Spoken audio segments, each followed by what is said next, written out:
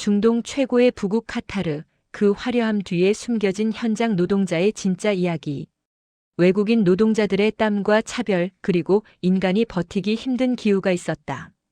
오늘은 내가 직접 겪은 카타르의 민낯, 돈은 넘치지만 사람이 살기엔 너무 가혹했던 그 나라의 이야기를 해보려 한다. 2006년 나는 대우건설 소속으로 카타르 플랜트 현장에 근무한 적이 있다. 카타르는 불과 몇십 년 전까지만 해도 진주 채취와 소수 유목민이 생계를 잇던 중동에서도 가장 가난한 어촌 국가였다. 그러나 1970년대 석유와 천연가스 개발을 계기로 플랜트 산업을 일으키고 LNG를 수출하면서 지금은 중동에서 손꼽히는 부국으로 변모했다. 국토 면적은 경상남도 정도에 불과하고 대부분이 사막이다. 인구는 해안가에 밀집해 있으며 여름철 한낮 체감온도는 50도를 웃돈다. 밤에도 30도가 넘는 열대야가 이어지는 살인적인 기후다. 더운 날씨에 익숙한 인도인이나 방글라데시인들조차 이곳의 고온다습한 환경을 견디지 못해 일사병으로 쓰러지는 경우가 잦다. 나 역시 한여름에 현장 사무실 밖을 잠깐만 걸어 나가도 머리가 달아오르고 어지러움을 느껴 건물 밖으로 나가는 것 자체가 두려울 정도였다. 거리와 도시 어디를 가도 나무나 숲을 보기 힘들어 전반적으로 삭막함이 짙게 느껴지는 나라였다. 현지인들에게는 이야기가 다르다. 아무리 덥고 습한 날씨에도 화려한 빌딩과 수영장이 딸린 대저택에서 에어컨을 틀어놓고 지내면 이곳은 더없이 쾌적한 낙원이다. 그러나 전체 인구의 약 90%를 차지하는 이주 노동자들은 상황이 전혀 다르다. 주거지는 부족하고 임대료는 비싸 변두리의 허름한 숙소에서 열악하게 살고 있는 것이 현실이다. 카타르의 총인구는 약 250만 명인데 이 중 순수 카타르인은 30만 명에 불과하고 나머지는 인도, 방글라데시, 파키스탄 등에서 온 외국인들이다. 현지인 중에는 부모가 모두 카타르 국적인 경우도 있고 부모 중 한쪽만 카타르인인 혼혈도 있다. 순수 카타르인에게는 주택과 기본소득은 물론 각종 복지 혜택이 국가로부터 제공된다. 매달 정부로부터 수백만 원을 지급받기 때문에 태어나서 죽을 때까지 일하지 않아도 생계가 가능하다. 어린 학생들이 한 달 용돈으로 200, 300만 원을 쓴다는 이야기를 들으면 짐작이 갈 것이다. 반면 혼혈 카타르인은 시민권이 아닌 영주권만 부여받는 경우가 많아 혜택의 수준이 크게 다르다고 한다. 시민권을 가진 카타르 남성들은 천사처럼 새하얀 전통 의상을 입고 손 하나 까딱하지 않으며 계산기만 두드리며 산다. 계산기만 가지고 가정부, 요리사, 정원사, 운전사, 청소부들의 임금과 임대 수익 계산 그리고 여러 안방마님의 생활비 계산 등 행복한 계산만 하며 삶을 누리고 있다. 카타르인의 인구가 늘어나지 않는 이유는 두바이도 그렇지만 중동 전통 의상을 입고 비활동적으로 살며 기름진 고기 섭취와 흡연으로 당뇨병과 성인병이 높기 때문이라고 한다. 필리핀 여성들은 중동 전역에서 가정부로 많이 고용되는데 고용주의 허락 없이는 출국조차 어려워 인권 침해와 성폭력 문제로 국제사회에 알려지기도 했다. 한때 미국 대통령이 걸프협력회에 GCC 6개 왕정국가에 민주주의를 정착시키려다 실패했다는 뉴스를 본 적이 있다. 국왕이 막대한 석유 수입으로 자국민에게 돈을 아낌없이 퍼주는 체제에서 민주주의가 과연 무슨 소용이 있을지 국민 스스로의 판단에 달린 문제일 것이다. 카타르인들은 대부분 토지와 상가를 소유하고 외국인을 고용하는 입장에 있다 보니 자존심이 높고 오만하여 외국인을 무시하는 태도를 보이는 경우가 많다. 교통사고가 나도 본인 과실임에도 아랑곳하지 않고 경찰에 신고한 뒤 차량을 현장에 두고 떠나는 모습도 종종 본다. 실제로 우리 한국 직원이 도로상에서 100% 피해를 당하고도 현지인 편을 드는 경찰 때문에 큰 곤욕을 치르고 마음고생을 한 적도 있었다. 낮에는 잠을 자거나 쇼핑몰과 레스토랑에서 시간을 보내고 밤에는 외국인 전용 클럽이나 음주가 지정된 호텔에서 술과 담배로 밤을 지새운다. 향락을 위해 두바이, 바레인, 튀니지 등지로 여행을 다니며 돈을 물쓰듯 쓰는 모습도 흔하다. 휴일이면 가까운 사막으로 나가 유목민 캠프를 차리고 사륜 바이크나 낙타를 타며 모래 언덕을 넘나드는 사막 라이딩을 즐긴다. 현지인이 사는 집을 보면 모두가 수영장이 딸린 수백 평의 어리어리한 저택으로서 대문과 경비실의 크기만 해도 우리의 소형주택과 맞먹는 수준이다. 카타르의 일부 다처제는 불쌍한 여성을 단 한 사람이라도 더 거두어 줌으로써 여성을 보호하여 주는 사회복지 제도와 같다고 말한다. 최대 4명의 아내를 둘 수 있지만 둘째는 첫째의, 셋째는 둘째의 동의를 받아야 하고 정해진 규칙대로 살아야 한다. 만약 전 부인의 동의 없이 다른 부인을 맞이하면 남편은 어떠한 처벌도 보장을 받지 못하고 결혼은 무효가 되고 보상금을 물어야 한다. 어느 날 호텔 레스토랑에서 여성 어른 4명과 아이 10명가량이 외식하는 모습을 보고 어린이집 단체인 줄 알았는데 한 가족이라는 말을 듣고 적잖이 놀랐던 기억도 있다. 정부는 외국 기업의 현지인 고용을 의무화했다. 우리 부서에도 흑인 혼혈 출신의 현지인을 1명 고용했는데 차량 보험과 등록, 면허 발급 등 주로 카타르 교통국을 자주 방문하는 업무를 맡고 있었다. 외근이 잦다는 이유로 한 달에 며칠 얼굴 보기도 힘들다. 출퇴근에 대한 개념이 별로 없어 한번 외근하면 회사에 복귀하지도 않고 퇴근하고 전화해도 잘 받지도 않는 함흥차사형이다. 지시를 따르긴 했지만 누가 고용주이고 누가 피고용자인지 경계가 모호했다.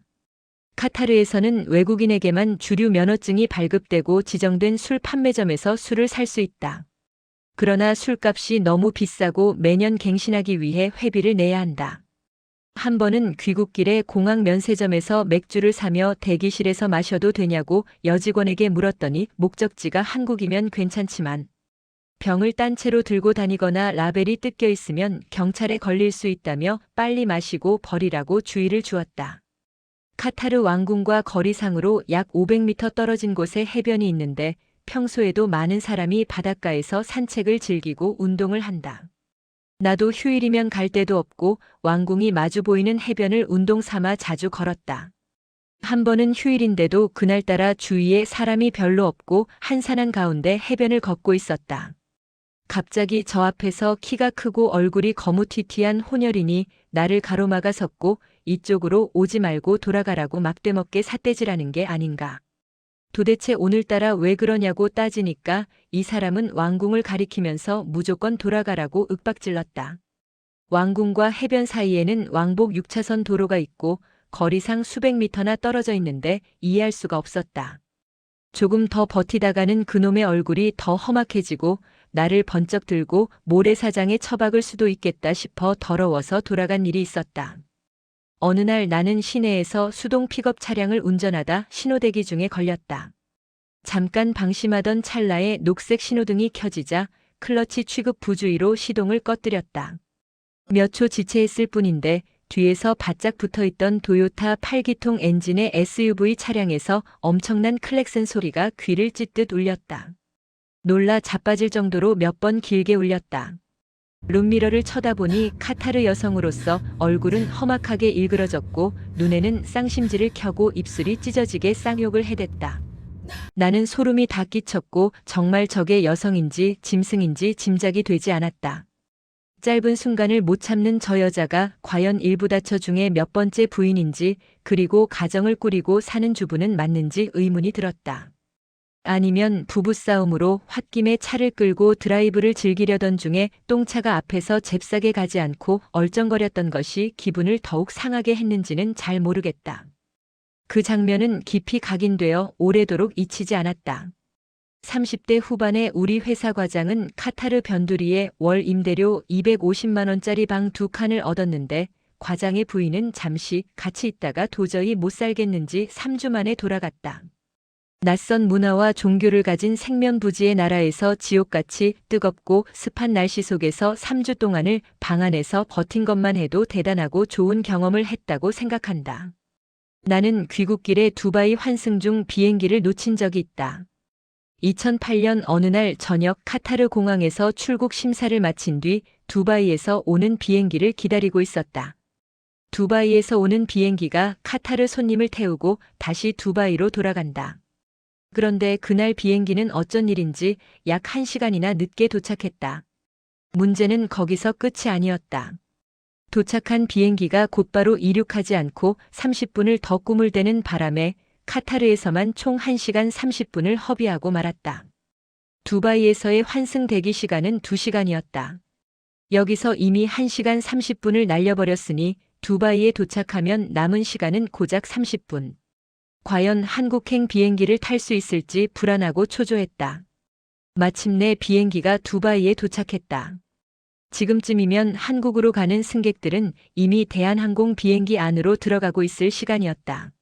나는 넓고 복잡한 공항을 가로질러 발바닥이 보이지 않을 정도로 미친 듯이 뛰었다. 그러나 새벽 2시 도착한 탑승구는 기다려주는 사람 하나 없이 싸늘하게 불이 꺼져 있었고 정막만 감돌았다. 대한항공 비행기는 이미 활주로 위에서 출발 신호를 기다리며 곧 하늘로 뜰 것이고 나는 그 비행기를 놓친 셈이었다. 내 잘못이 아닌데도 비행기를 놓쳤다는 사실이 억울하고 분했다. 더구나 그 비행기를 타고 온 사람들 중 한국으로 가는 승객이 나 혼자였다는 사실이 괜히 더 억울하게 느껴졌다. 어두컴컴하고 인적이 드문 환승장에서 직원을 찾느라 한참을 두리번거리다 마침 인도인으로 보이는 공항 여직원을 발견했다. 그야말로 천사가 따로 없었다. 나는 비행기를 놓치게 된 사정을 설명했고 그녀는 아랍에미리트 항공사에서 제공하는 호텔이 근처에 있으니 나가서 셔틀버스를 타라고 안내해 주었다. 어디로 나가야 하는지, 셔틀버스는 어디서 타는지 유치찬란한 영어로 물었다. 외국에 나가면 영어를 잘 몰라도 자신 있고 박력 있게 말하고 행동하면 웬만큼 통한다. 특히 야바위꾼이나 불순한 택시기사에게 당하지 않으려면 유창한 영어가 아니어도 박력 있는 말과 행동이 중요하다. 여직원은 친절하게 따라오라며 출국 심사도 없이 공항 지하도로로 나가는 길까지 직접 안내해 주었다. 호텔에 도착해 출발 지연으로 놓친 항공기 이름을 대며 체크인을 하자 2박 3일치 식권을 받았다. 방에 들어가 보니 이름은 호텔이었지만 대한민국의 모텔보다도 못한 누추한 곳이었다. 잠깐 눈을 붙인 뒤 여기서 이틀을 버티는 건 도저히 무리라는 생각이 들었다. 아침이 되자 두바이 시내에 있는 대한항공 사무실을 물어서 찾아갔다. 그런데 직원은 여기까지 올 필요 없다며 공항에 있는 대한항공 사무실로 가라고 했다. 다시 공항으로 돌아가 사무실을 찾았지만 담당 직원의 출근 시간이 아직 멀어 기다려야 했다. 1시간쯤 기다린 끝에 필리핀 여성 담당 직원을 만났고 그날 새벽 2시에 출발했던 인천행 비행기를 다음 날 같은 시간대로 다시 예약할 수 있었다. 그 사이 내 캐리어는 주인보다 하루 먼저 인천공항에 도착해 수화물 찾는 컨베이어 벨트 위를 몇십 분 동안 홀로 뺑뺑이를 돌았을 것이다. 결국 주인 없는 수화물로 분류되어 공항 직원의 보살핌을 받다가 며칠 뒤 내 주소지로 무사히 돌아왔다. 공항에서 환승 비행기를 놓치게 되면 당황하지 말고 해당 항공사 직원이 다음 날 발권 시간에 출근하니 그때 찾아가 재예약을 하면 된다. 사실 하룻밤쯤은 세계 인종 전시장이라 불리는 두바이 공항에서 밥을 사 먹고 바닥에 종이를 깔고 노숙자처럼 뒹굴 수도 있었을 것이다. 그래야 인생은 나그네의 길이라고 조금은 더 그럴듯하게 말할 수 있지 않을까? 카타르는 분명 부유한 나라다. 돈은 넘쳤지만 사람 냄새는 부족했고 외국인에게 그곳은 언제나 임시 거처일 뿐이었다.